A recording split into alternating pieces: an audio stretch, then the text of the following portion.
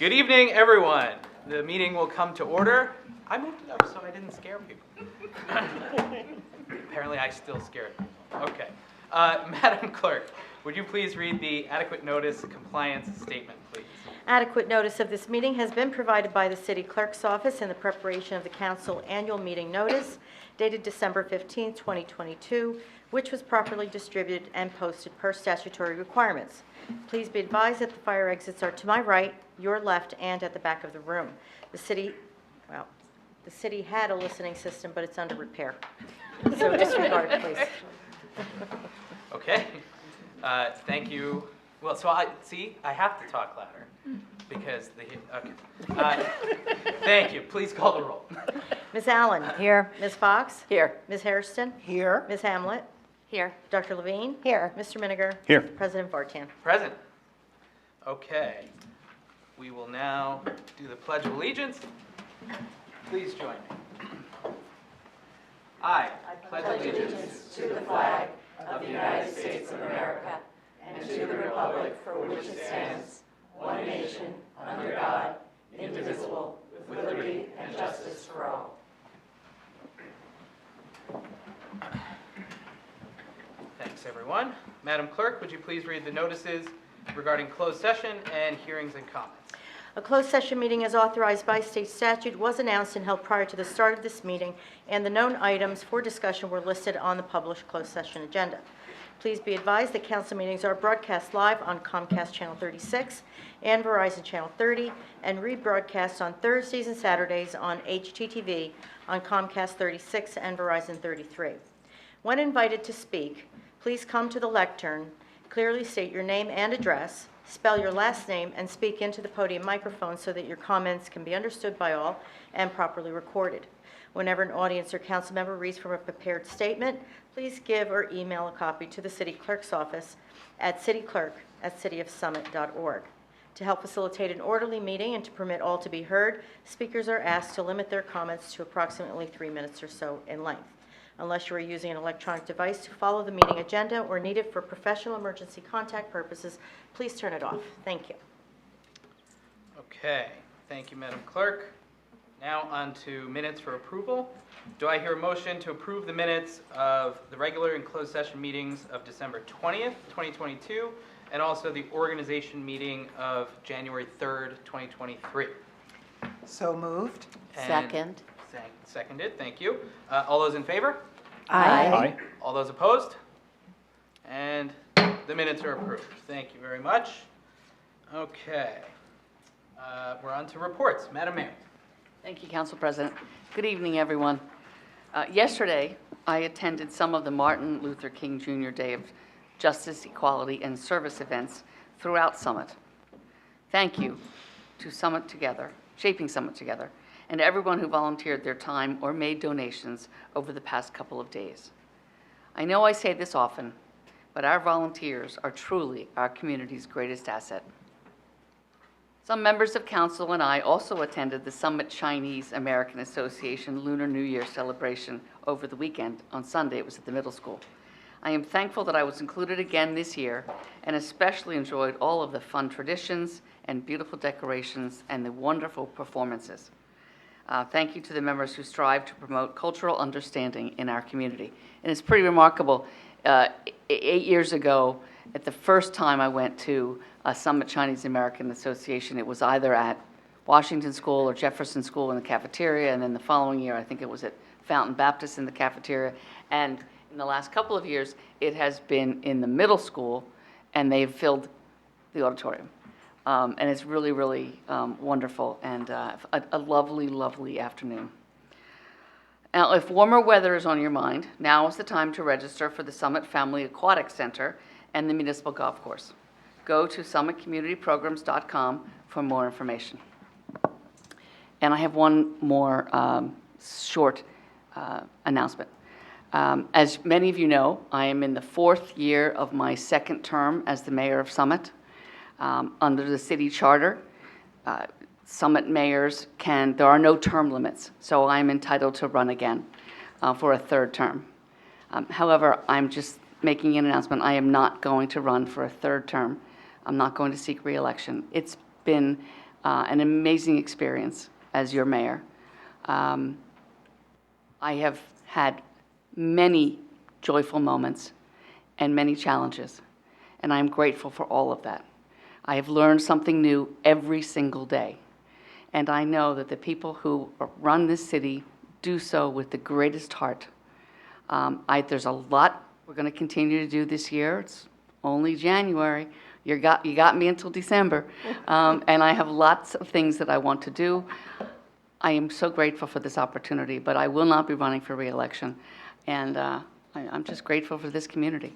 Everyone I've met, it's been a remarkable experience. So thank you, and I just wanted to let that be known. Thank you. Thank you, Madam Mayor.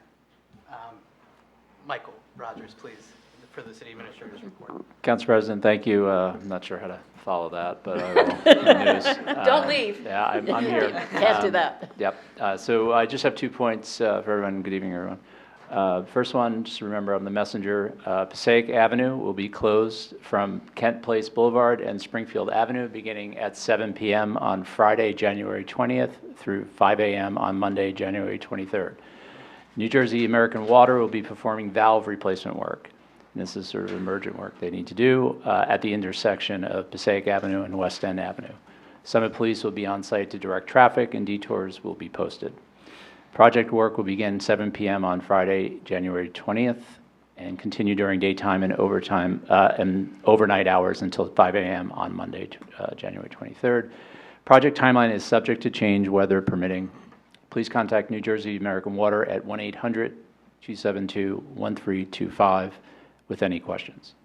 A detour map is posted on the city website at cityofsummit.org. And my last item, curbside Christmas tree collection continues through Monday, January 30th. All ornaments, lights, and decorations must be removed. Please keep trees in the public right-of-way and not put them in plastic bags as well. Place garlands and wreaths in or next to trash cans. They will be picked up with trash collection. There are no specific pickup dates or times for Christmas trees. And please do not report a concern about tree pickup until January 30th. And that's all I have for this evening. Thank you, Council President. Thank you, City Administrator. You're clearly the good news guy. Yeah. All right. Well, good evening, everyone. Thank you for being here. I'll start by addressing Mayor Radis directly. Much will be said about the Radis era in Summit's history. And I know that there's so much more that we'll accomplish together this year. But for now, I'll just say, Madam Mayor, that whoever chooses to seek the votes of this community to succeed you will have enormous shoes to fill. As a candidate, you always ran positive campaigns based on your love of this community, focused on your experience and qualifications, and outlining a vision for the role of this office. I hope candidates this year will follow in your tremendous example. Thank you. Thank you. So at our organization meeting a couple of weeks ago, I was pleased to outline what you can expect from me and from our government at in the year ahead. I'd like to update you now on a few items. First is Broad Street West. So a reminder that several months ago, we asked the developers to come up with a proposal that complies with the redevelopment plan, has clear financials, and prioritizes affordable housing. The developers have not yet returned with such a proposal. However, Council has restarted conversations with our planner, Topology, to get an understanding of how they will engage with the city, with the developers, and with the community at large as we work to outline a process to move forward. Meetings are taking place with fewer than a quorum of council members at a time and will be completed by the end of this week.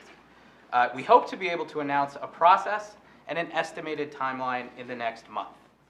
On the Maple Street closure, or potential closure, I have tasked the Capital Projects and Community Services Committee to take the lead on a few things in relation to any potential closure in 2023. Investigate what would be required by the Department of Transportation, re-engage with the Maple Street business owners, and re-engage with the relevant boards and commissions. Again, we hope to be able to announce a course of action for Maple Street in the next month or so. And on the Facebook Live events, Mayor Radis and I were pleased to kick off these sessions that are meant to informally and virtually engage the community with questions, answers, and information. And many thanks to Amy and Megan in the communications office for getting this started.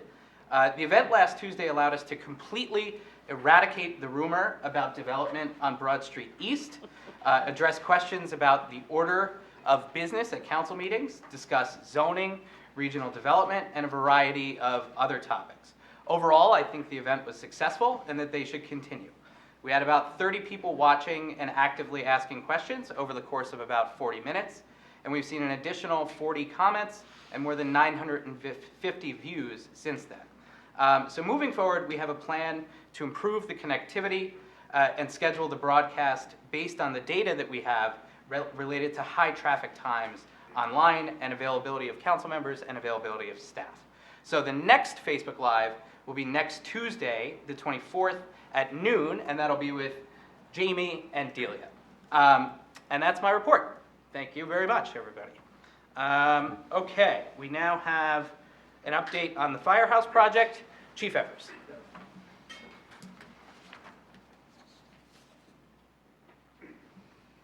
Council President, congratulations on your appointment to President, and welcome, Councilperson to the Council. And Mayor, it's been a great pleasure working with you over the years. I'm sorry I'm running again, but you did a great job, and you always supported the fire department, so thank you. It's been a privilege working with you. My pleasure to work with you. Great.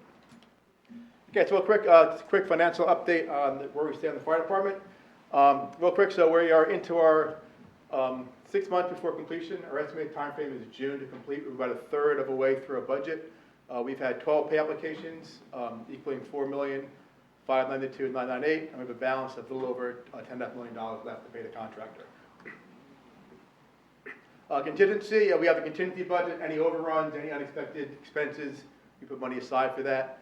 So to date, I also have to make an apology. The numbers up here are wrong. There's one item that was missing.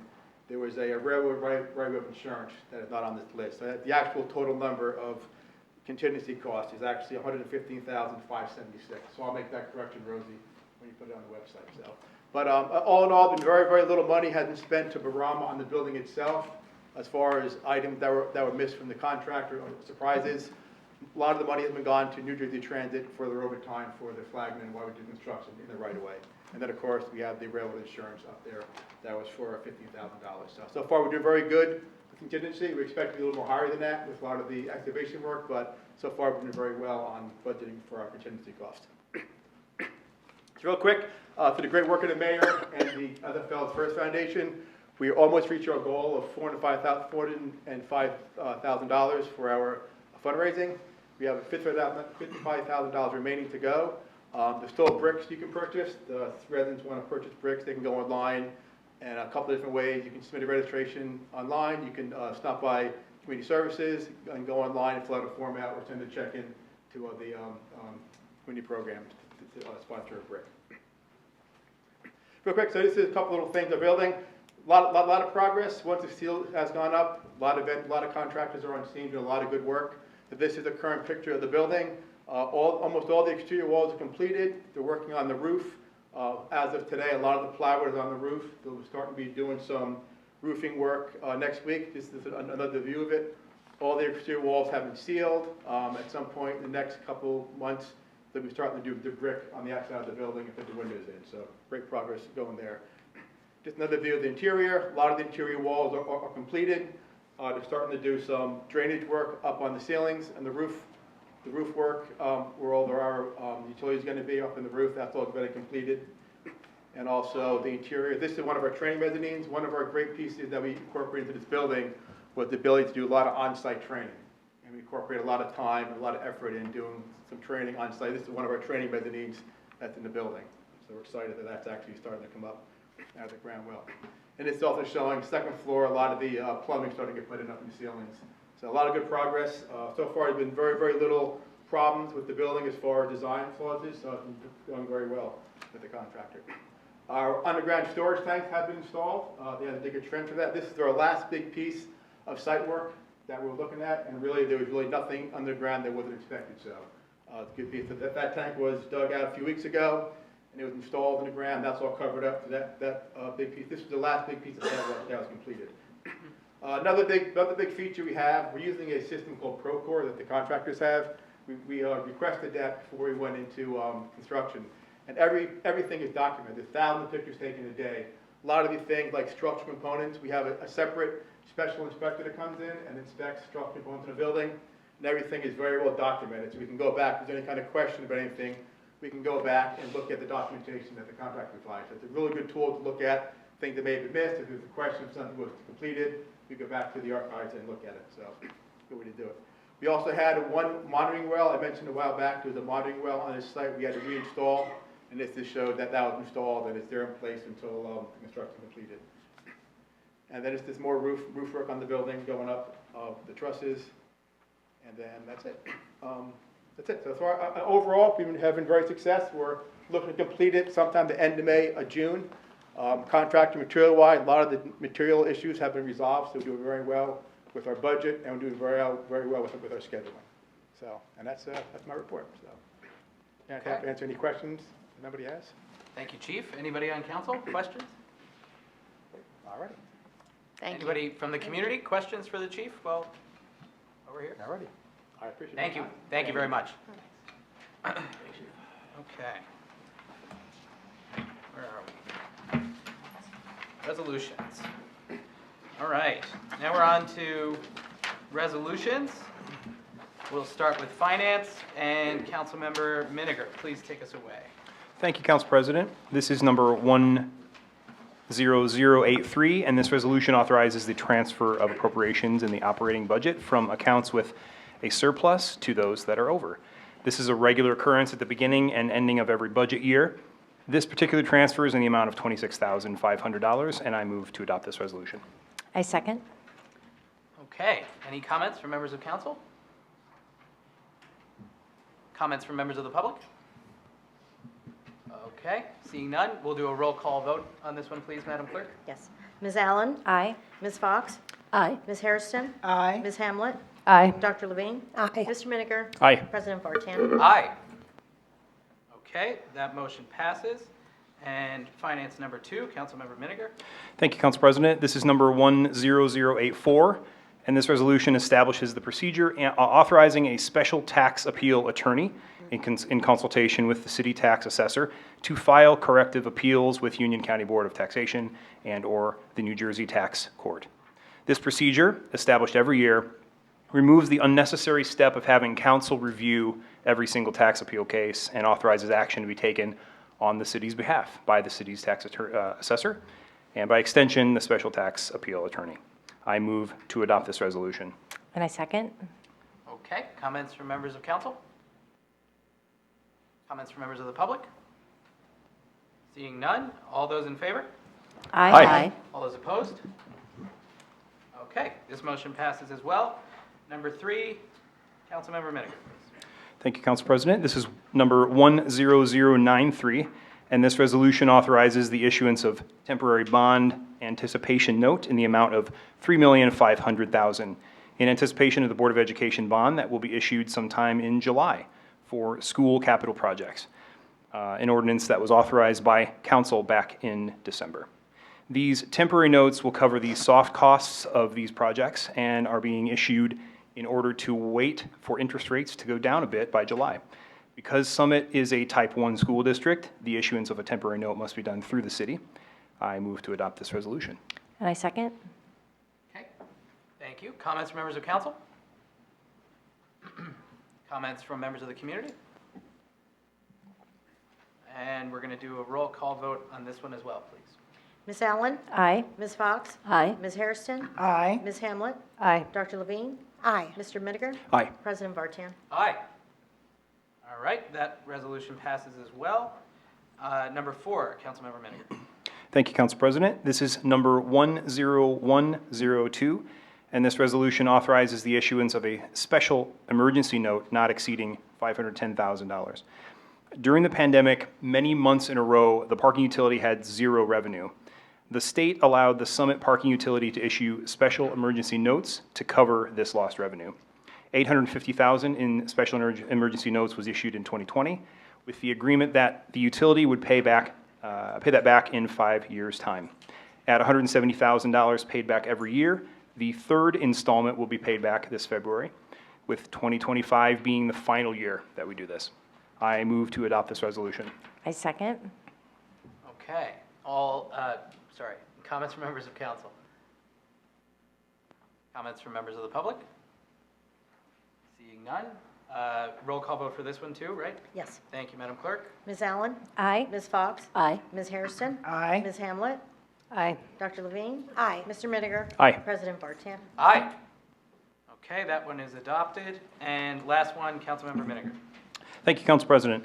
This is number 10109, and this resolution approves a one-year contract extension for the grant writing services of Millennium Strategies LLC, not to exceed $42,000 per contract year. 2022 was the best grant year ever for the City of Summit, with over $2 million in grants awarded and another $2 million in grant applications pending review.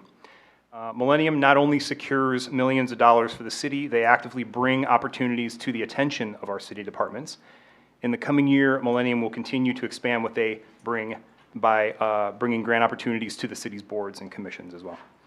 The grant money secured while under contract with Millennium includes major safety improvements, like $484,000 for Summit's Traffic Signal Improvement Fund project, and a major grant for the upcoming renovation of Maybe Playground, among many others. This contract renewal is a worthy investment for our city to make once again, and I move that we adopt this resolution. I second. Okay, comments from members of council? Through you, Council President, Sure thing. I just want to congratulate, I believe, Director Aaron Schrager, probably, and the fire chief probably spend the most time with Millennium and getting those applications in. And so working with them to put those in. So thank you for that work, and keep it going. Yes, Councilmember Just, Hamilton. just one question, Council President, and it might be something I just don't know, but who determines the strategic plan for Summit working with Millennium? When I was looking at the strategic plan, I just truly don't know who determines what our priorities are for the grants that we're going to secure. Sure. City Administrator. Council President, so Councilman, we have the senior manager, account manager will come in through Zoom or come in person to meet with department heads to go over what they're looking to pursue and the types of grants. So it actually is formulated through the department heads. Yeah. Thank you.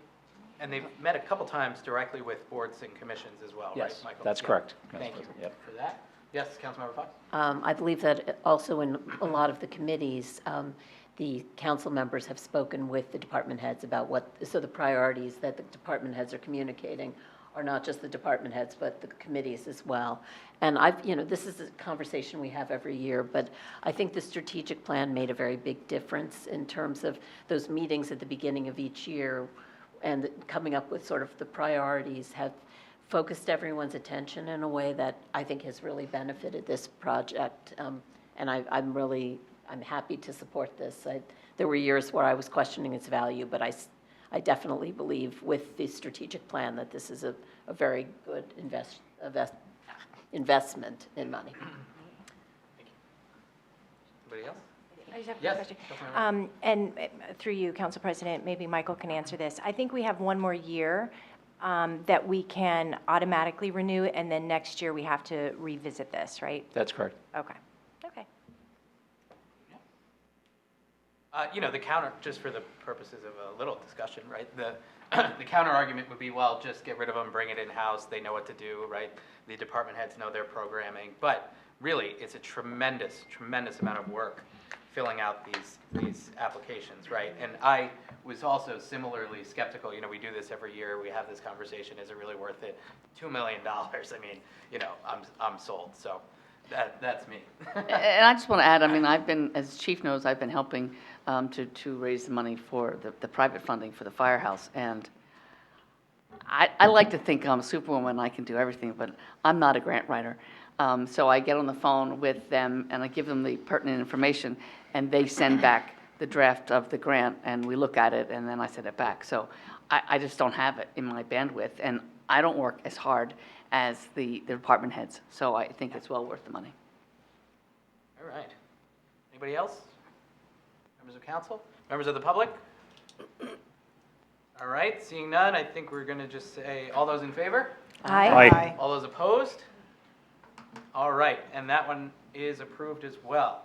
On to capital projects and community services, Councilmember Levine. Thank you, Council President. My first one is ID number 9984. This resolution authorizes the naming of the Parkline pedestrian bridge, which extends across Morris Avenue. The Parkline Foundation has received a generous donation from the Lord family, and as a show of appreciation for this family's commitment to the pedestrian bridge, the Parkline Foundation wishes to name the bridge the Lord Family Bridge. The foundation also seeks to install plaques on the approaches to the bridge, as well as on the abutments facing Morris Avenue. These signs must meet state and federal codes for signage, and the idea is that the signs will be visible as a pedestrian while you're walking, not necessarily legible as a driver. On a personal note, I've walked this bridge and it is truly special. It's not only a means of connectivity, but a destination in and of itself. I move to adopt this resolution. And I second that. Okay, comments from members of council? Councilmember Allen? I just want to say this is an enormous feat, and I see Rob Rubino and Jay Brinkerhoff in the audience, so I don't want to take their thunder, but these two have worked really hard over many years, along with council members and the mayor, and you know what? I can't believe that we are here. That bridge is going to connect our town, and as we see green space feverishly disappearing across our state, there were a few people that had a vision to maintain green space and a place where people could be safe, and families and friends and whoever could walk together. So thank you for all this extraordinary work, and thank you to the Lord family for their overwhelmingly generous donation. Thank you. Other council members? Comments from members of the community?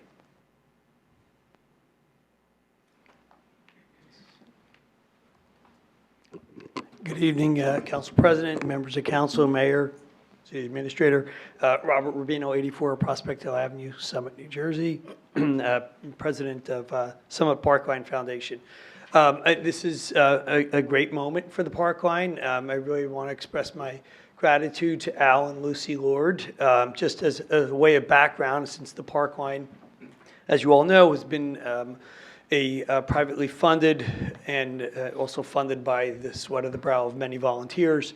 Al and Lucy Lord believed in the project when not many did, and their contribution came after they were so grateful for the way the volunteer project turned out for the Boy Scouts, which they're big supporters of, and that was the first Eagle Wings that were earned by the Scouts coming together, and roughly saved us about $300,000 of quotes that we got to clear the original Parkline land, which was overrun with knotweed. And it was a great project over the course of about a month of weekends. And then we surprisingly got a call from Al Lord himself for the donation for the pedestrian bridge, which really kind of helped us fundraise for a lot of other projects, because once, I guess, one big donation comes in, folks kind of believe in a project, and I encourage others who may be watching from home to take note that great projects like this are truly a community effort and unifying for the community, which it has been.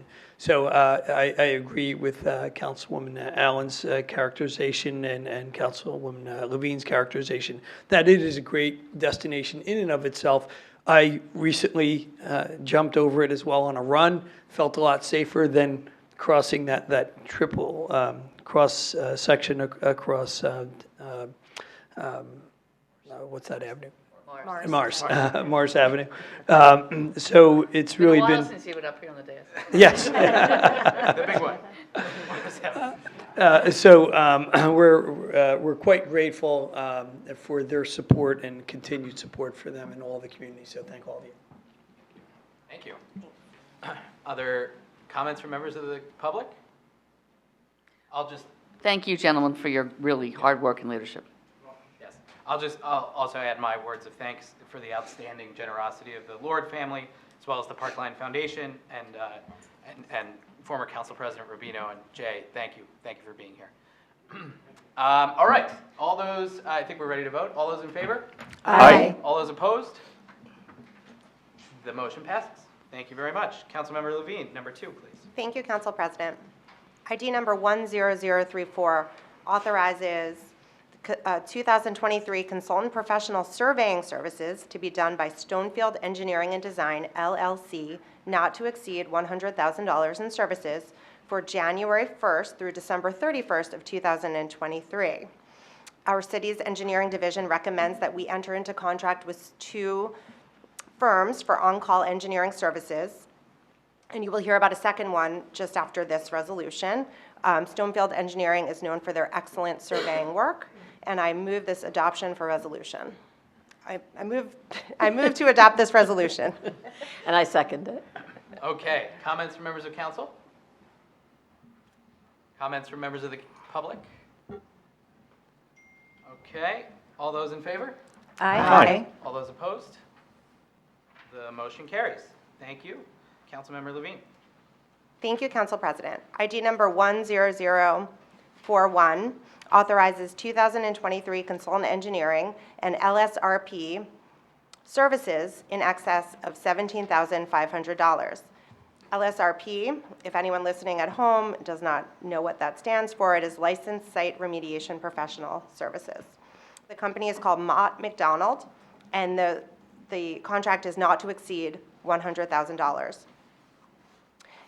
The type of work that the site remediation engineering firm does is cleaning up things like environmental contamination or exposure.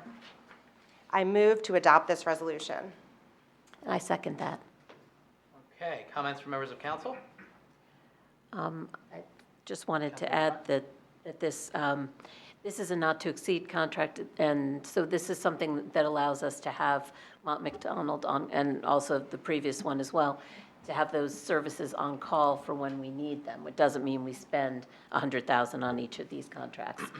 But these are consultants that have very specific skills that we need, and we have projects with this LSRP where we actually do need this particular firm to do the work because we've been working with them for multiple years. So, so I think it's a very smart way to handle it. So I support this. Good point. Yes, Councilmember Allen? Question through you, Council President. So it's, I don't know which way to look. It's for contamination, is that correct? Okay, so I just want to make sure. So what kind of project have we used? Is there a contaminated site that we've used them? And second, part A. Part B is this also connected to Broad Street West? Like, would we use them for Broad Street West? Because I know they talked about contamination. That might be its own thing. So we'll let Okay. Director Schrager answer part A. Yes, through you, Council President, the city does own 4 sites that are classified as contaminated. One was the Firehouse site, one is the DPW facility, and 2 are the transfer station. One is the lower building, the compost building, one is the whole site because it's a landfill. So those are the properties we do own. There's annual requirements for them, there's ultimate remediation plans. All 4 of those are in different stages of where they are along the schedule. So this is, and it depends on the regulations of what we have to do each year. So, and what was there B? You'll do B, I'll do B. B was about Broad Street. Well, it kind of answered the Firehouse. That's it. Yeah. That's it. Yeah. So, Okay. you covered both. Thank you so much. Any other comments from members of council? Comments from members of the public? Okay, hearing none. All those in favor? Aye. All those opposed? And the motion carries. And final in caps, Councilmember Levine. Thank you, Council President. ID number 10106 authorizes a 2-year contract extension, purchase and delivery of odor control chemicals for sewage from January 1st, 2023 through December 31st, 2024. This is also a not-to-exceed contract, as was just described regarding the other 2, and this is a not-to-exceed $75,000 contract per contract year. And this also serves to approve a rate increase requested by the company called Evoqua Water Technologies. Their original bid stated $2.84 per gallon. It's now, there's been a general increase in costs related to supply chain shortages and other shortages and systems nationwide, up to $3.32 per gallon. I know that in discussions with other municipalities, this rate seems fair and on par with what other entities are paying for similar treatment. I move to adopt this resolution. I second it. Okay, comments from members of council? Comments from members of the public? All right, all those in favor? Aye. And opposed? That motion carries as well. All right, on to community programs and parking services. Councilmember Hampton. Thank you, Council President. I'd like to introduce ID number 10077, which authorizes a grant application submission for Maybe Playground. The city has identified that Maybe Playground Improvement Project is high priority. As many of you know, the playground facility is over 25 years old, and despite regular maintenance, has suffered from extensive wear and tear over the years. Unfortunately, the city can no longer get parts for the playground structures, if you've seen it recently, as the company that originally built the playground is no longer in business. In addition, the current playground structures do not meet ADA standards. One of the main goals of this project is to provide sensory-friendly structures that can be enjoyed by children who have special needs. As such, a complete rehabilitation of the playground is needed to bring this facility into compliance with ADA standards and ensure that it is safe and accessible for youth of all abilities. Personally, I'm very excited about this opportunity, the renovation of Maybe Playground. Every time I walk by Maybe, I can just see the endless possibilities, and I think it's something that we can all be very excited about for this year. The application requires an individual resolution authorizing the submission of the grant application. Therefore, I move to adopt this resolution. And I second. All right, thank you. Councilmember comments? Sure. I'm so Councilmember pleased to hear this. This is wonderful news, wonderful job in this committee, and I'm so excited to hear that special attention is being paid to making it more accessible for differently abled children. I think that's wonderful, and I'm just very much in support of this. Thank you. Other council member comments? I'll just add that if we could try to get the wooden train back, that was a big deal. That was a big deal for young Greg, so I'm hoping that we can head in that direction. Any comments from members of the public? Okay, all those in favor? Aye. All those opposed? And that motion carries. Okay, on to law and labor. Councilmember Hairston. Thank you, Council President. I'm introducing ID number 10111, resolution to confirm the mayor's appointment to the Rent Commission. And this is pending our discussion that we just had in closed session to fill the landlord's position on the Rent Commission. The council vetted the mayor's approval for Brent Cromwell to fill that position. Brent is a longtime resident of Summit, and he is a landlord for a residential property. And this appointment is for 3 years with a term expiring on December 31st, 2025. And Mayor, I don't know if there's anything you want to say, but I think I first need to move to adopt this resolution. Second? Okay. I think Mr. Cromwell will be a wonderful addition, and we really do need on the Rent Commission a strong voice from a landlord. So I'm very happy with his suggestion. Okay. Council members, comments? I'll just add, for information on renters' rights and landlords' responsibilities, go to the City of Summit website under the Rent Commission page. Thank you. Okay. Any comments from members of the community on that one? Nope. All those in favor? Aye. All those opposed? And the motion carries. Number 2, Councilmember Hairston, please. Thank you, Council President.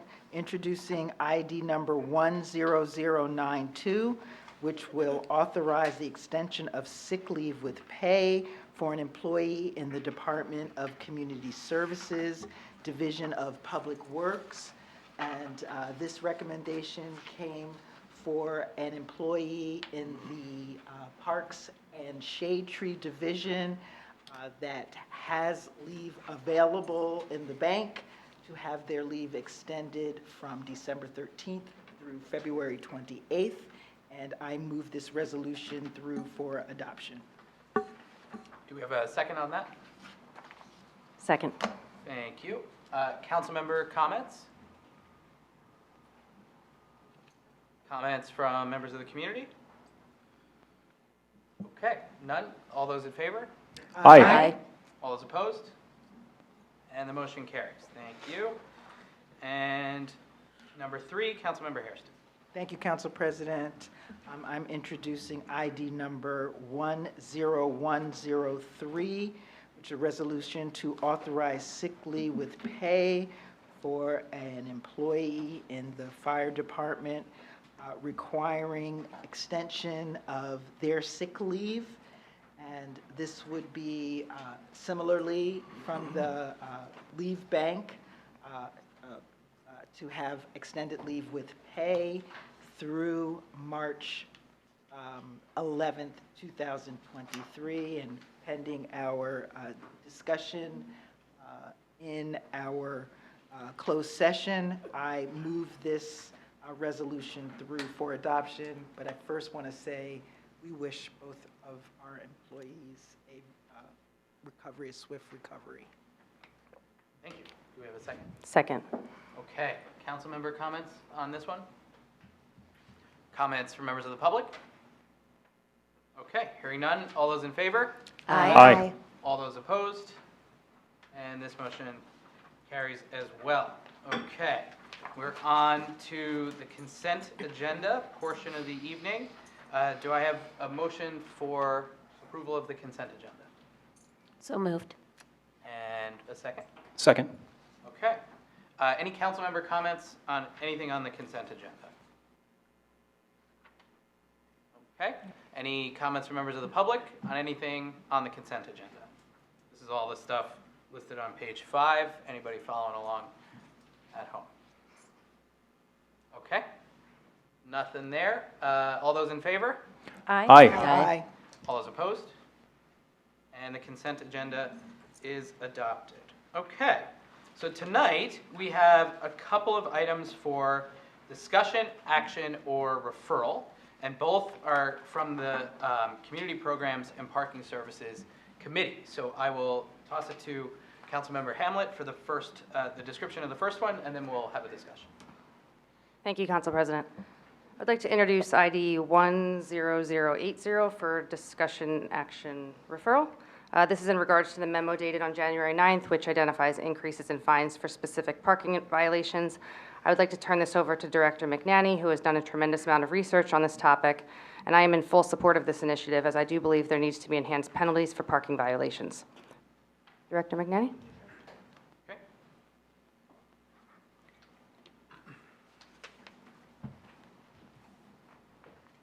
Good evening.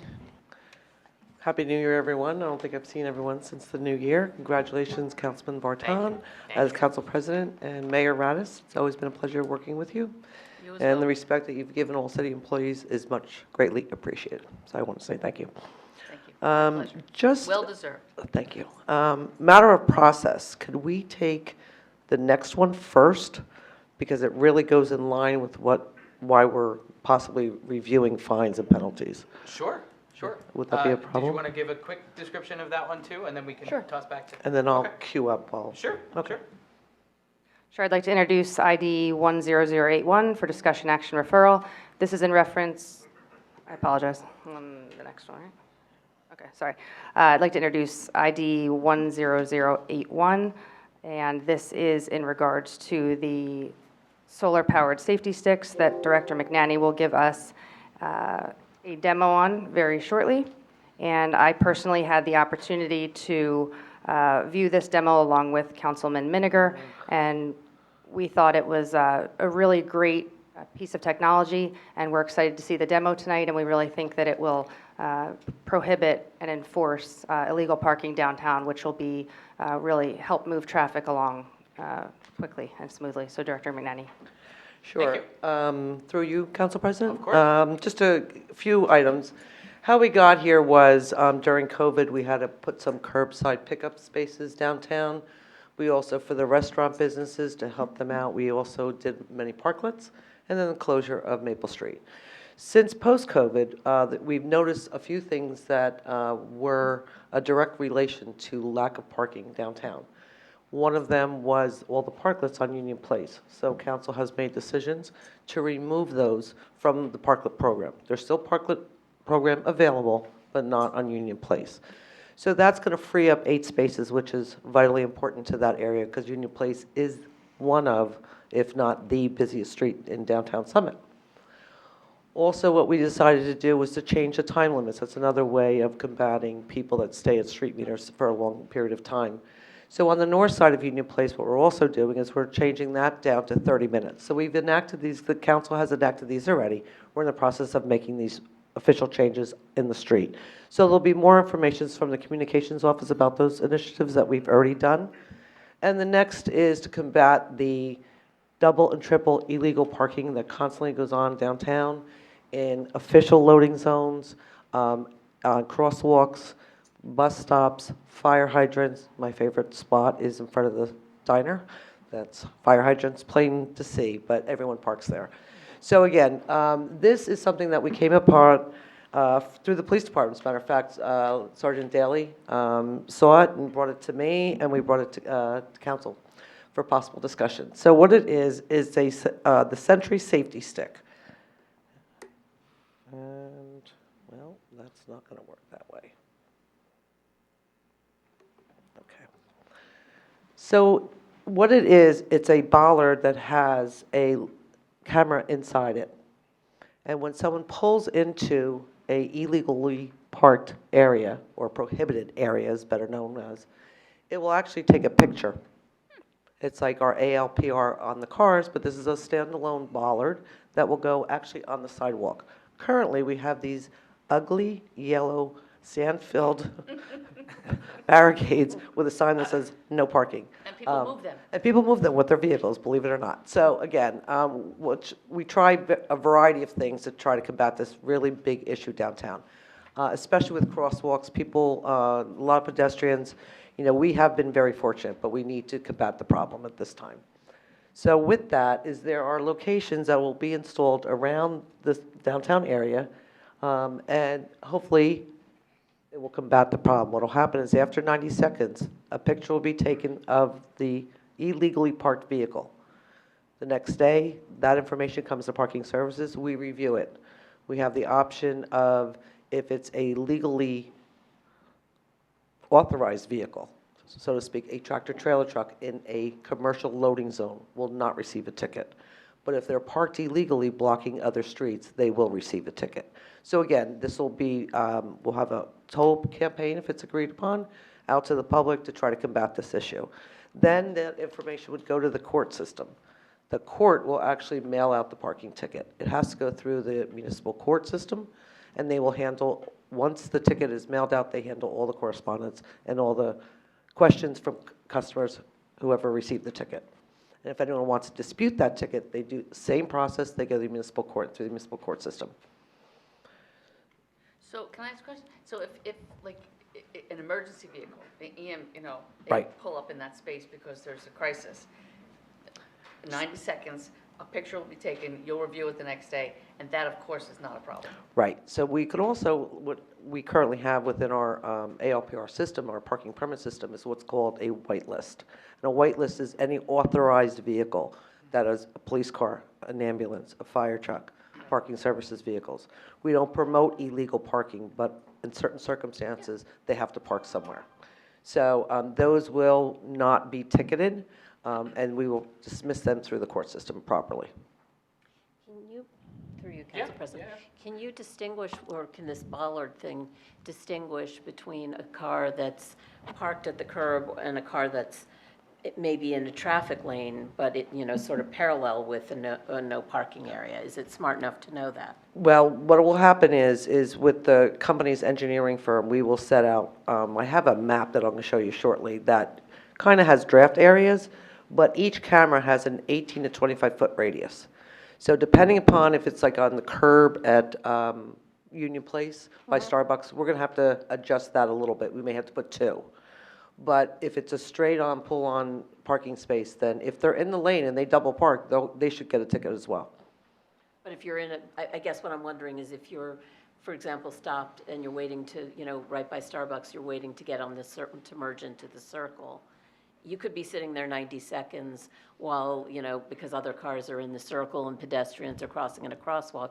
Will that trigger a ticket It would for you? trigger a picture being taken, and then that's something that we would manually look at. If you see a pedestrian crossing the street and someone's waiting for that pedestrian across the street, we will not obviously issue them a ticket.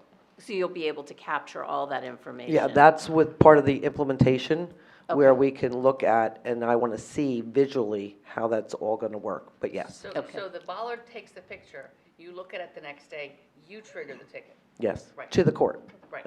So then there's going to be, especially initially, if we're not sure, then we will dismiss tickets because we don't want to give them prematurely or incorrectly, Okay, because we don't want to waste the court's time either. okay, thank you. Can I ask you? Sure. All right, through you, Council President. I think it's really cool that you're doing something new and innovative. We need to solve the problem of the double parking. So I'm really on board with, figuring this out. Question for you. So could it be longer than 90 seconds? Does it have to be 90 seconds? Is that the, It can be, but then you get into if you go into minutes, like anything longer than 90 seconds, there's a rule of thumb of stopping or standing. And then people usually say to us, well, I'm parked and I'm sitting here in the car, so there's, what we don't even want them stopping their vehicles. So, again, we can adjust it. I just don't know how far, because then everyone's going to say, well, I have 2, 3, 4, 5 minutes, and they're still illegally parked. That's what we're trying to stop, is the illegal parking. We're putting 15-minute express a lot more downtown, another 20 spaces downtown, so that people need to run in and out. They'll have the capability of doing so. We really need to get back the illegal parking. so to Councilwoman Fox's question, I just want to make sure I'm clear. So I see a lot where you come around the corner to Starbucks and someone is maybe waiting for someone to pull out, or they're simply just double parked in the street. That won't necessarily, so the cars are parked, and then someone stops in the middle of the street, they come around, and then they have to go around this parked car. Is the parked car in the street actually going to get the ticket? Yes. Okay, so it can tell that, that's great. Yay. And I have a I'm little all for that. I have a little demonstration, if you bear with me a minute, that'll sure. show. Sorry, we're Okay. getting ahead of you. No, that's okay. Yeah. I'm glad. Okay. I'm looking for the excitement of it. I think it's great. Yeah. So bear with me while I get this going. All right, I might need Rosie's expertise here for a Is minute. it the YouTube? Yeah, Just reduce minimize your screen there, and you'll see it.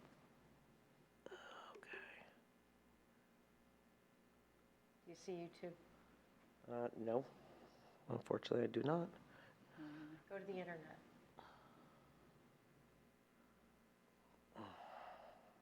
Would you mind coming down here, Rosie? No? Where are we at? Nicole told me it was going to be on the bar on the bottom. The internet? I'm looking and I'm not, Blue one on unfortunately, the- I'm not. It's Is the this third it? Blue one on the left there? Yeah. This one? Yeah. Can't see anything. There, that one. There we go. Okay. Okay, Yep. but you got to How do I clear this out, though? Oh, there it There goes. we go. Okay. There we are. I'm not all that technically savvy.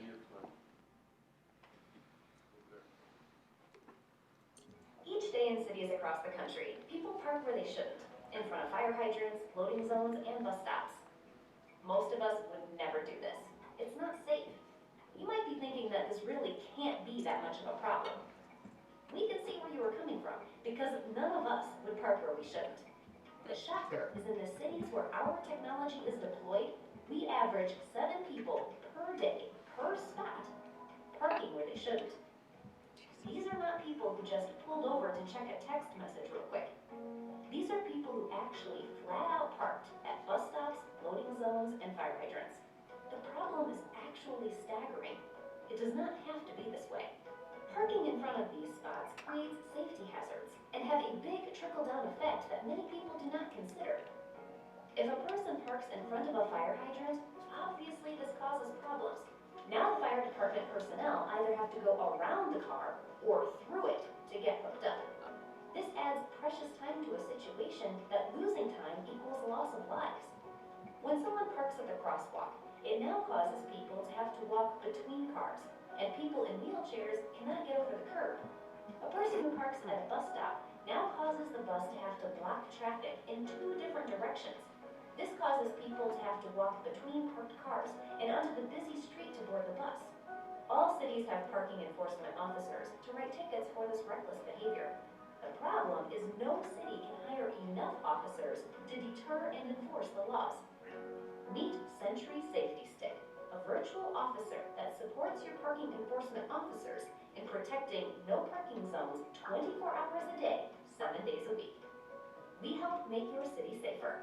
Sentry Safety Stick is available to qualified cities at no charge. Contact us to find out more.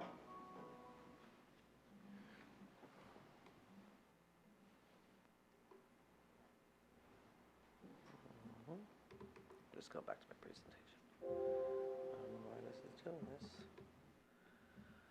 Let's go down here. Okay. So that was the demonstration, and here again is what it would look like on the curb.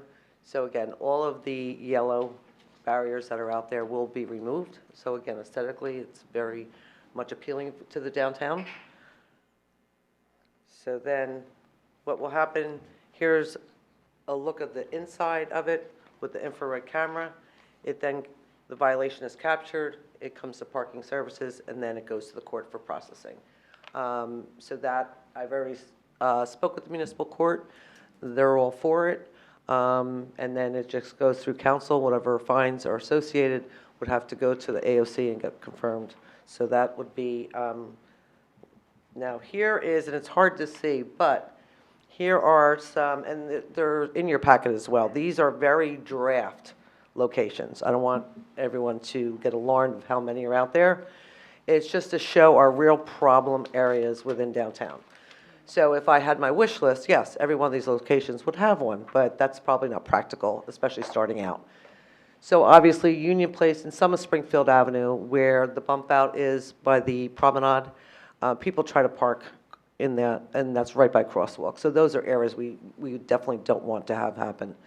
And also the loading zones, because if a tractor trailer is coming to make a delivery during the day and it's blocked by either Lyft or Uber drivers or just anyone just sitting there on their phone, they can't make deliveries. So we really have to enforce the commercial loading zones. And we can always look to see if there's other areas we can create more loading zones. That's always something that Aaron and I always try to review at least once a year. So any suggestions on that, we'd be more than willing to accept. So then it would be, the next steps would be obviously to enact anything, if council does agree. An ordinance would have to be enacted. So that means an introduction and a hearing to actually put it on the books and what it does, what the purpose is, what fines are related, and what the course of the fine system will be. Locations would need to be approved. A contract would need to be approved. And then upon approval of the fines, location, ordinance, and the court system, they need at least a month's time. So again, this is very flexible. If there's questions that council needs answers to, we don't have to do this. I gave a timeline in my memo, but again, if there's more information that you require, whenever everyone feels comfortable to move forward with this, we will get it installed. I would prefer probably March, maybe close to April, only to prevent any snow that hasn't hit us yet. So, but we can get everything in preparation for it. So I'm open to any questions you may have. Through you, Council President. Yep, Councilmember, you better go first. Is there any chance that the vendor allows some type of grace period at the beginning of this? The way that you're planning to offer for the Union Place changes? You know, you're gonna have Union Place, you're gonna first tell people that, by the way, you're over with the new rules. Or does this fall outside of those kind of grace period? Usually if you implement something like this for enforcement purposes, you start right out the gate, and this is the new process. This is the new program. Okay. And I think that prior to it, if council is willing to go forward with it, once the hearing is approved and all of the steps are in place, you know, we can have a public program and to get the word out and to let people know that these are coming and install them and don't make them live yet.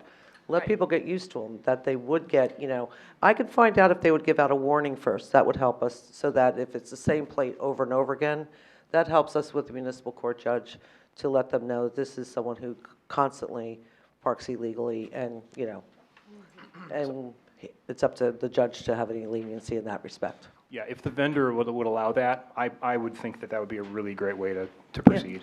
I can definitely ask, sure. And can you tell us about how this is able to be free, the city? Yes.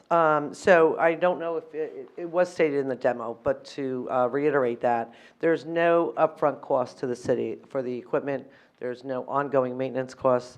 What it is they take $15 per ticket that is issued. So then therefore they maintain it, they keep it, they supply them. If there's vandalism, yes, the city would be responsible for vandalism, and we will square all that away with the city attorney through the contract aspect of it. But yes, it is a great thing, especially in these times when I really don't have any extra capital money due to COVID and other things we're working on. So this is, to us, a win-win. We're not laying out any capital outlay, any operating outlay. There's no ongoing costs to my operating budget each year. So again, with further discussions, we can determine whether we want 1 year with maybe a 2-year renewal or a 1-year renewal up to maybe 3 years. We could try it out that way, do whatever type of contract council would be comfortable with. So again, we don't have to go into a 5-year contract and then we're stuck with something that we're not happy with. Because this is new to us too. The city of Garfield, New Jersey does have it. It works very, very well there. And it has combated their illegal parking. Some people are out of town, and I think we could maybe put up some signage by it that says, this is a prohibited parking area, especially for visitors to town. They may not know. Summit residents, I'm sure, will figure it out very quickly.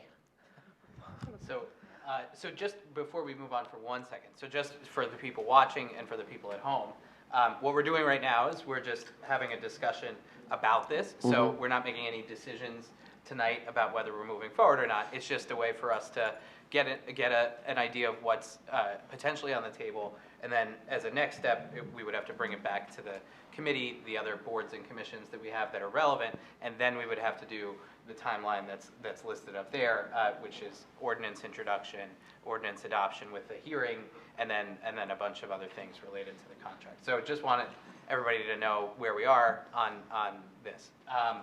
Who had hands? Mayor, Councilmember Levine. Mayor. A comment and a question. One, anybody who's taken driver ed knows you don't park in a crosswalk, you don't park at fire hydrants, Right. You don't park where there's striping on the street. So Right. I'm not so much in favor of putting signs up to let people from out of town. They've all taken the same course that our kids and we've all taken. So That's that's definitely my an option as personal far as I'm opinion. concerned. And then how are they installed? Are they screwed in? I mean, Yes, they're screwed into the pavement. and it doesn't interfere with any piping, wiring? No, we always would call out For the- call outs to make sure that for the underground, PSHE. oh yeah, no, Right, we would, okay. All right, yeah, that's that's it. required by law. Thank you. Councilmember Levine. Thank you, through you, Council President. I have a question. Anytime I hear about a camera or this type of technology, I'm always curious about privacy, and I know some residents may have questions. Sure. So if you could educate us a little bit, for example, how long does it keep the images that it's taken, and who can query the database and access the photos? And does it actually read license plates and scan for license plates, or does it just take an image, whether or not the license plate is visible or is folded or the car's oriented in a way that it can't get the license plate? I'm just curious, about a little bit of, I guess that's two parts, the technology of the image it's taking, and then how long that's held onto, where it's stored, and who can access it. Okay. So as far as it takes an image of the license plate, just like our ALPR right now. Yes. Okay, so the only reason why parking services would look at it, and even with our current ALPR system, is to review a picture for evidence for the municipal court. That's the only reason why we would view anything. It's held in the cloud, and other than that, we don't store anything here in Summit. And also, how long it is usually 60 days, is usually how long it lasts for, because I believe a municipal court case must be solved within 60 days. So we may store it for 90 in case it gets extended. But normally, we give that information to the court if it's a court case, so they have that information. And then, so therefore, that's why we only have 60 days. And there would be no other reason to access the data other than for judiciary responsibility to the court. So my staff, my enforcement staff does not have access to it. Even currently, Got it. they don't know who the cars are registered to. They have none of that personal information. They just have a plate and a vehicle. That's all that they see. Because I know the automated license plate reader system, you need, a login and a case number and a reason, and they're audited regularly by the state, at the state level. So I'm just asking because it feels very similar. And then I guess my second quick question is this the type of thing upon rollout? I'm curious, maybe Garwood, was it who you mentioned? Garfield. Garfield.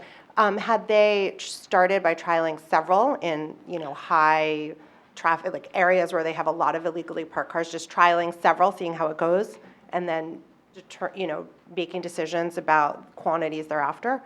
Yes, actually, they didn't. They employed a whole bunch of them. And they got inundated with tickets, and they were quite overwhelmed. And that's why I'm suggesting that was my wish list. Yeah. Some areas might need to, but just to really look at a little section and start out with that and see how it works for everyone. Okay. And to iron out any kinks. This is new to us, too. So I want to make sure that it does capture the proper information that we need, and that the transition goes through the court system and everything works fine. Councilmember Fox. Through you, Council President. So I had two questions. You mentioned snow. Is snow a problem operationally for these No, bollards? not, just like our kiosks that are solar paneled. If ice builds up, we have to very gingerly get the ice off, but no, because it's tilted. It's tilted. It's just Yeah. installation. Yeah, Okay. And not in the way of plows, right? They're on the sidewalk. they're on the sidewalk, so that'll be a help.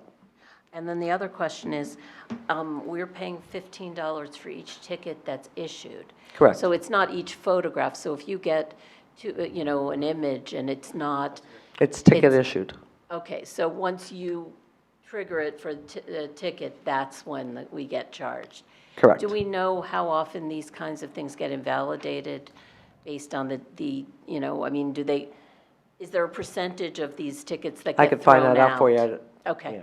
Because I suspect there are going to be some that are going to be challenged. It's a new technology, and people are going to say, oh, well, this doesn't work, and it really doesn't show that I was double parked, or whatever. So it'd be interesting to know sort of how accurate. Usually a picture says 1,000 words. It depends what the picture is of. Well, but like I said, we have ALPR right now, and we use that as evidence, the Okay. picture of the vehicle. So again, this is something newer, and we will look at it to make sure it's accurate. I guess what I'm trying to avoid is being issued, having a ticket be issued, we get charged $15, and then it gets invalidated, and we end up. Absolutely. That's why eating there's that. going to be a review of each violation. And I'm sure it's related to the contract, the wording of the contract, but the hope would be that there's no quota, right? There's no minimum number of tickets never. that we have to get to in order for that, okay. No. Yes, Councilmember last Allen. question. And I'm sorry, I keep looking this way. Go ahead. Go Okay. ahead, sorry. Well, Councilmember Hairston. Through you, Council President. So I always love the carrot and the stick. And so in keeping with Councilmember Minigar's request that we really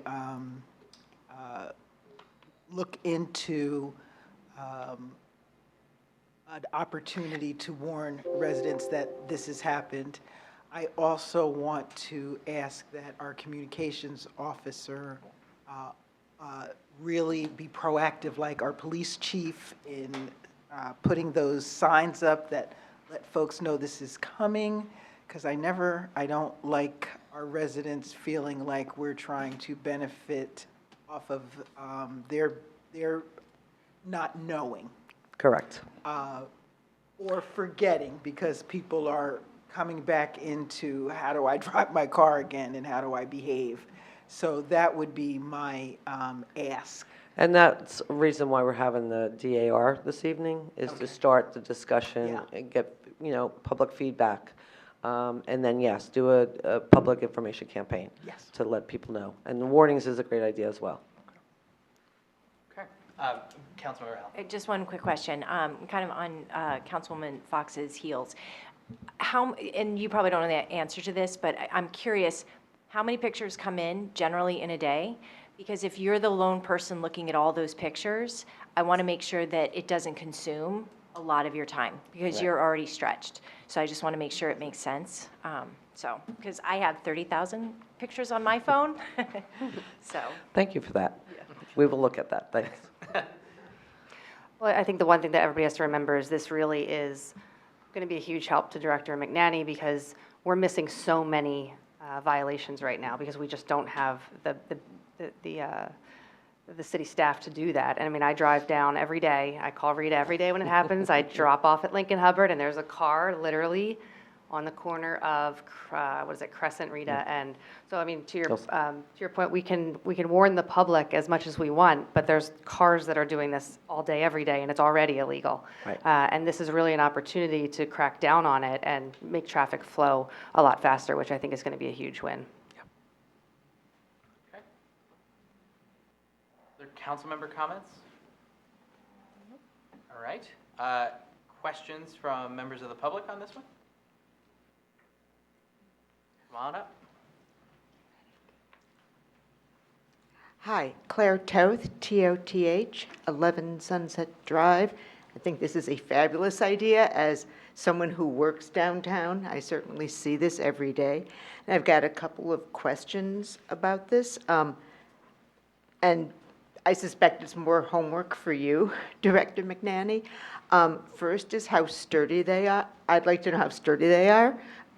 We've certainly seen drivers in the past couple of years damage all of our prior attempts to keep them from parking illegally.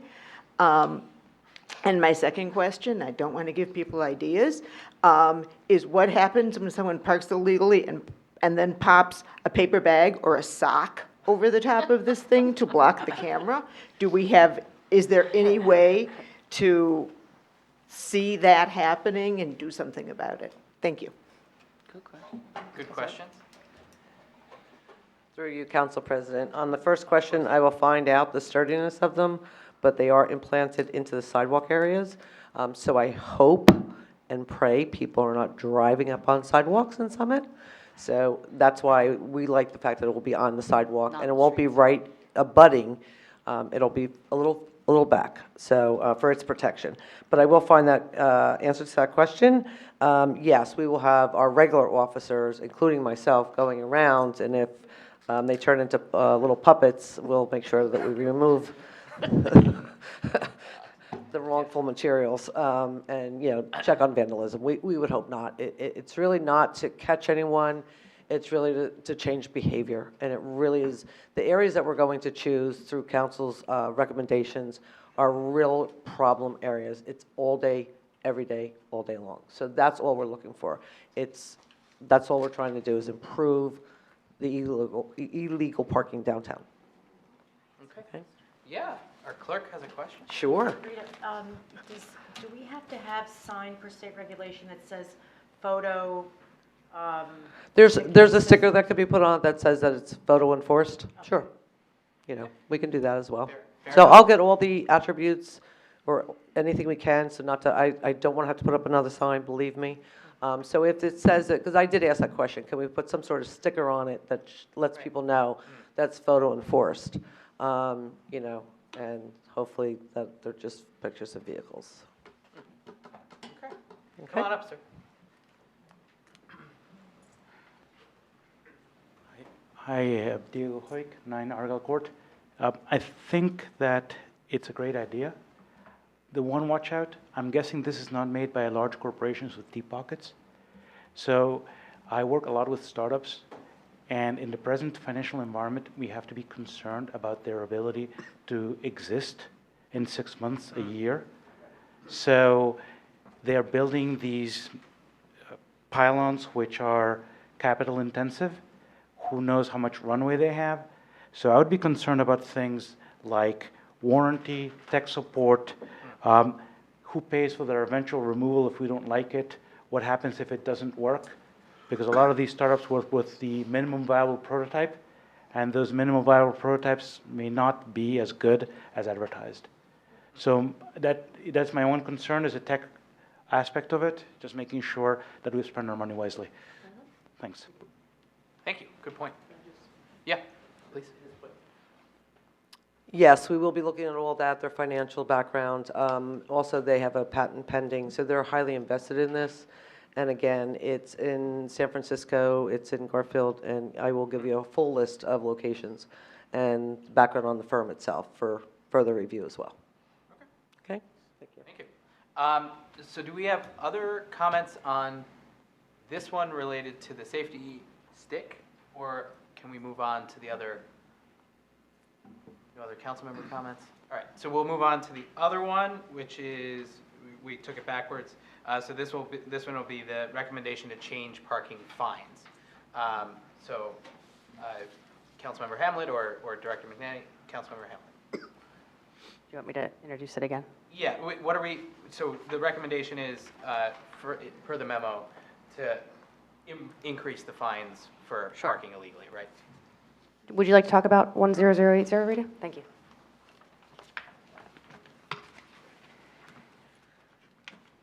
So with reviewing the parameters with the safety stick, one of them is it is a violation. So therefore, a fine needs to be attached to that violation. And with that, it's always a good time to review all of our violations.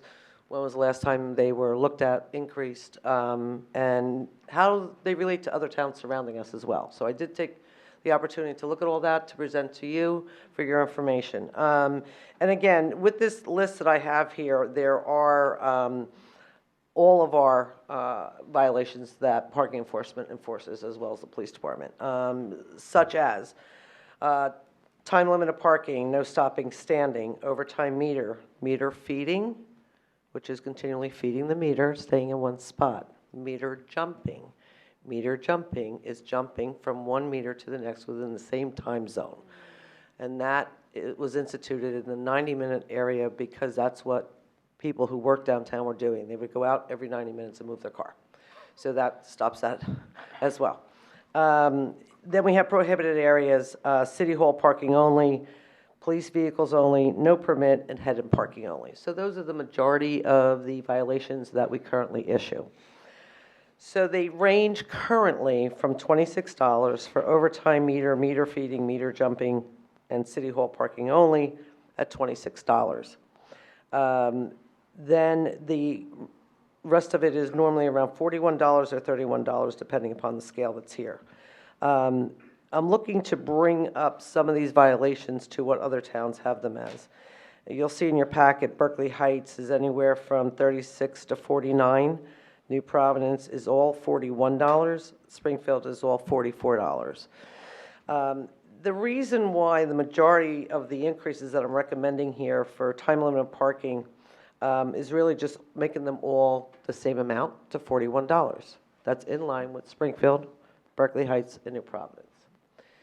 The major jump that I'm recommending is in the prohibited parking, specifically for the safety stick violations. So we have other prohibited parking violations that will remain or make up to $41. This is strictly to help cover the $15 cost factor that we have to pay this company. So again, it's also, to me, a better deterrent because really we issue these prohibited parking all the time and same people continue to do it. Sometimes money is not the object, it's their convenience, even though it's illegal.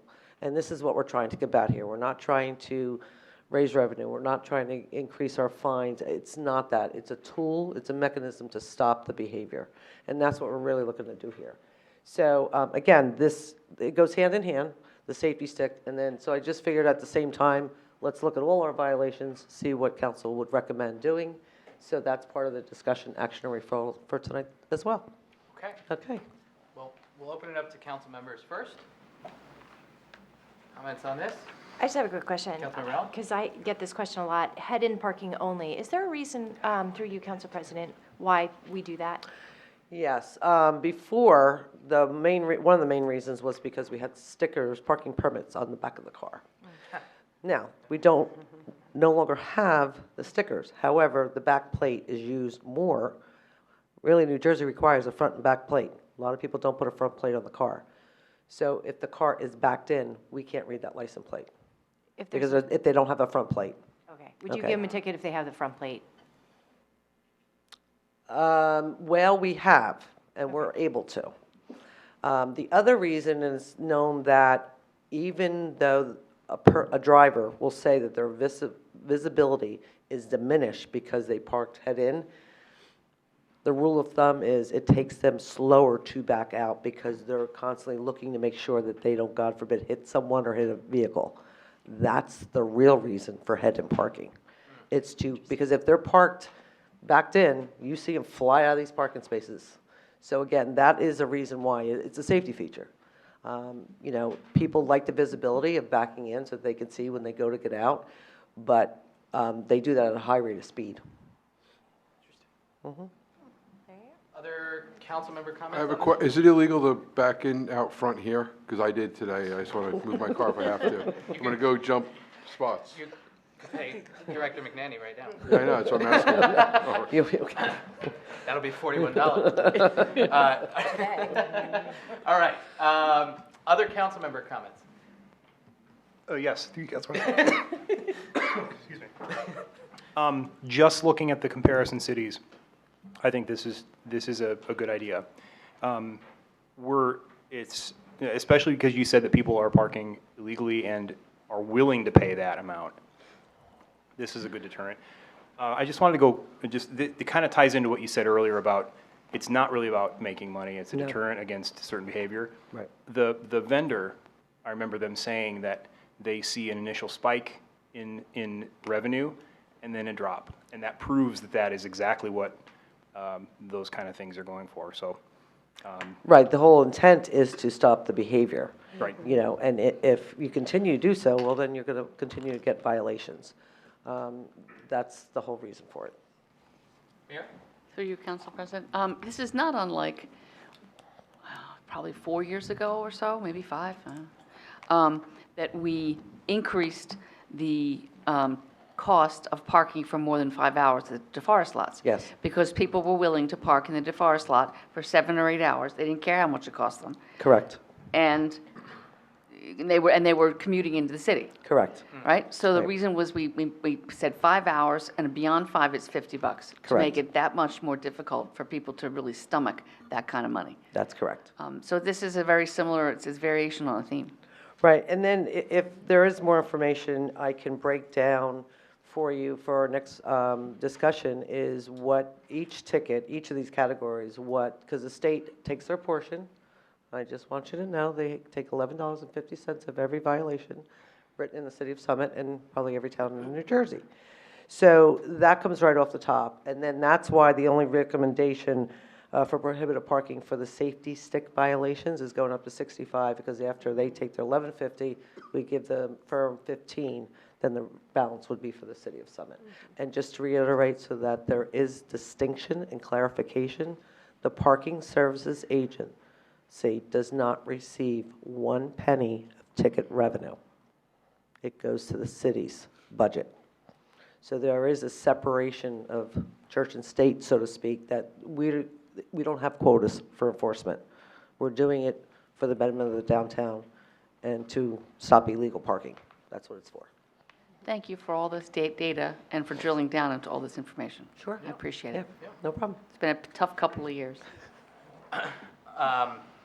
Comments from members of council further on the price increase one? Yes, I had Councilmember a Libby? really quick question about it. I'm just curious if an analysis has ever been done, or just in your anecdotal experience, to, I think, Councilman Miniger's point about changing behavior and learning over time. I'm curious what you think the amount of out-of-town parking illegally in a non-spot ticket issuance is versus residents who we would expect to learn. They hear about these. I mean, this is going to be a big thing to talk about, around town. They hear about them, and I feel whether or not they themselves get a ticket, I feel like they would learn quick. But I'm just curious, how often do you see out-of-town tickets? Like, could you put a rough number on that? No, I Percentage-wise? couldn't, only because we don't have the vehicle information. We just have a license plate. I see. So I don't know if they live in town or they don't live in town. I see. And I can't do any research into that. Maybe the court might, I could ask them. Maybe they have It would be some interesting. data, whether out of state, out of town, they might. But we, parking services we cannot access that data. Okay, thank you. Okay. Other comments on this one? Okay, so both of these will go back to community programs and parking services, be discussed there again, and you may see some things coming up on our council agenda related to these things. All right, well, that was a lot of fun, I thought. So, I'm serious about that, I meant that. So. It's interesting. It is. So we're now, I think, ready to close the discussion, action, or referral items, and we'll move on to public comments. So at this point in the meeting, council welcomes comments from any member of the public about issues that were not topics on tonight's business agenda. If you have, or if you're reading from a prepared statement, please provide a copy to the city clerk. All right, we're open for business. Public comments.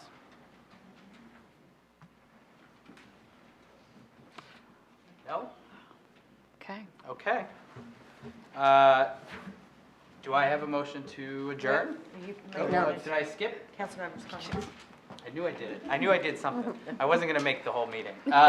Council member comments and new business. Council members. What do we have? I'll go. Sure. Councilmember Hamel. Yes, thank you, Council President. I just wanted to provide a couple of quick updates since I just started. We had our first community programs meeting last week. We'll be receiving the initial maybe playground renderings and potential costs associated with that project. I'm looking forward to seeing that document and would like to continue to encourage public engagement on any and all park and recreations areas of interest. Once we review this at the committee, we are very much looking forward to getting any feedback from the community, and we will announce an appropriate time to do that. Parking. We are very pleased that the electronic vehicle charging station is up and running, so thank you, Rita. I will continue to work with Rita and our team to look at the ride-sharing data that was requested. I know there was a few questions from a meeting. Rita and I are working together to look at this data and respond. I just asked for some patience on this for a few more days. I had the opportunity to spend time with Director of Parking Services, Director of Community Services, and tomorrow I'll be taking a tour of the new Firehouse. I'm super excited about that. And finally, as residents are giving me questions and concerns, I'm passing those along to mostly Director Schrager. I'm sure he's tired of my emails, but those include the New England Avenue construction sidewalk issue, the road condition project, the recently installed very bright Park Avenue lights, the status of the dog park, and Bryant Pond. And hopefully I'll leave Director Schrager alone for the rest of the week. That's all I have, but thank you very much. Thank you. Other council member comments? New business? Okay, hearing none now, I'll take a motion to adjourn the meeting. So moved. And do we have a second? Second? And all those in favor? Aye. All those opposed? All right, we're adjourned. Thank you very much. Have a beautiful evening.